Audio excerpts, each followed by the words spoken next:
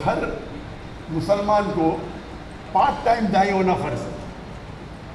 اللہ تعالیٰ فرماتے ہیں والعصر ان الانسان لفی خسر الا الذین آمنوا وعملوا الصالحات وتواصوا بالحق وتواصوا بالصبر۔ انسان خسارے میں ہے، صرف وہ لوگ جن کے پاس یہ چار چیزیں: ایمان، نمبر 2 عمل صالحات، اچھے اعمال، نمبر 3 وتواصوا بالحق، حق کی طرف بلانا، دعوت دینا، اصلاح کرنا، اور وتواصوا بالصبر، سب کی طرف بلانا۔ آپ بہت اچھے مسلمان ہوں گے، 5 ٹائم نماز پڑھتے ہوں گے، روزہ رکھتے ہوں گے، حج کے ہوں گے، زکوٰۃ دیتے ہوں گے، لیکن اگر آپ دعویٰ نہیں کریں گے تو سورہ العصر کے مطابق آپ جنت نہیں جائیں گے۔ اللہ تعالیٰ آپ کو معاف کرنا چاہتا ہے اور جنت میں ڈالنا چاہتا ہے، وہ اللہ کی مرضی، لیکن عام طور پہ سورہ العصر کے حساب سے دعویٰ کرنا ہر مسلمان کے لیے فرض ہے۔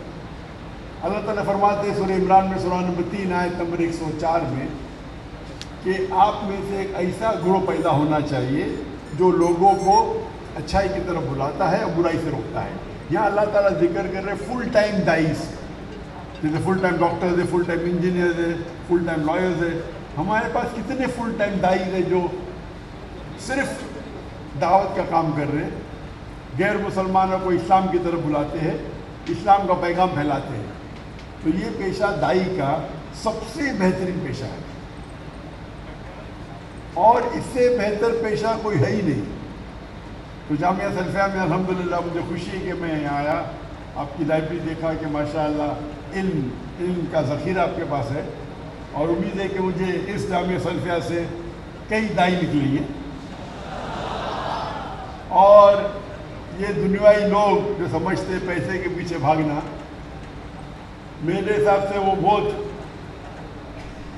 میں کہوں گا کہ وہ تجارت میں بہت کمزور ہے، کیونکہ اللہ کے رسول فرماتے ہیں کہ 2 رکعت سنت فجر کے پہلے وہ اس دنیا اور دنیا کی دولت سے زیادہ ہے۔ تو مسلمانوں کا 2 رکعت سنت فرض نہیں، سنت پڑھیں گے تو بل گیٹس اور جیف بیزوس سے زیادہ امیر ہوں گے۔ مین دولت آخرت کی ہے۔ اللہ تعالیٰ فرماتے ہیں اگر آپ دنیا چاہیں گے دنیا دیں گے لیکن آخرت نہیں دیں گے، اگر آپ آخرت چاہیں گے اللہ آخرت بھی دیں گا، دنیا بھی دے گا۔ تو اسی لیے ہمیں فوکس کرنا چاہیے آخرت پہ اور اللہ کے پیغام پہ۔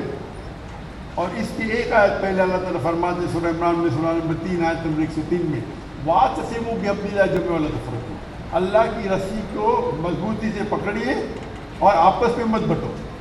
اللہ کی رسی قرآن اور صحیح حدیث، ہم مسلمانوں کو قرآن اور صحیح کرنا چاہیے، اس کے اوپر اس کو مضبوطی سے پکڑنا چاہیے اور آپس میں نہیں بٹنا چاہیے، آپس میں تفرق نہیں ہونا چاہیے۔ افسوس کی بات ہے کہ آج مسلمان آپس میں جھگڑا کرتے چھوٹی چھوٹی بات پہ۔ ہمیں تحقیق کرنا چاہیے، ہمارے تحقیق پہ اٹل رہنا چاہیے، لیکن ضروری نہیں کہ ہم آپس میں جھگڑا کریں، اور جتنے جھگڑے ہیں وہ افضلیت کے اوپر ہے، حرام حلال پہ نہیں ہے۔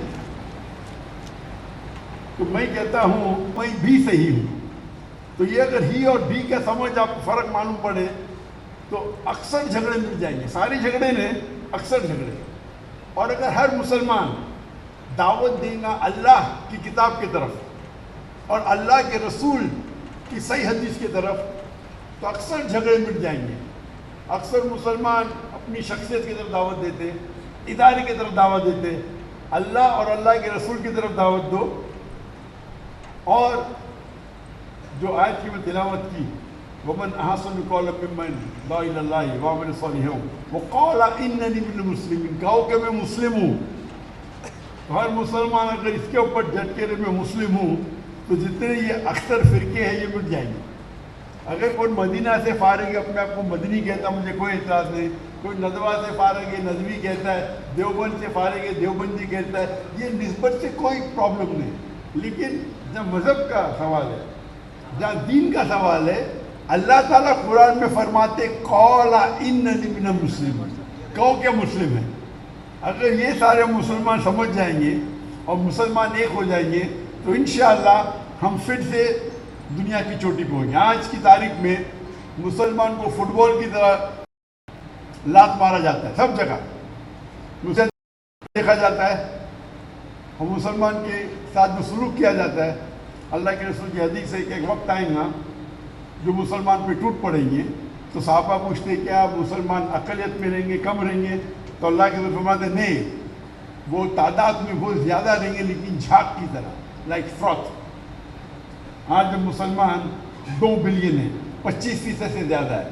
دنیا میں بھی اتنی تعداد مسلمانوں کی نہیں تھی, اتنا فیصد تھا ہی نہیں. پھر بھی لوگ ہمیں نیچا دیکھتے, ہمیں فٹ بال کی طرح لات مار رہے ہیں. 8ویں اور 9ویں صدی میں مسلمان ٹاپ پہ تھے کیونکہ ہم قرآن و حدیث کے قریب تھے. آج ہم قرآن و حدیث سے دور ہو گئے, اس لیے یہ ہماری حالت ہے. انشاءاللہ ہم قرآن و حدیث پہ پھر سے عمل کرنے لگیں گے تو انشاءاللہ مسلمان پھر سے دنیا کی چوٹی پہ رہیں گے.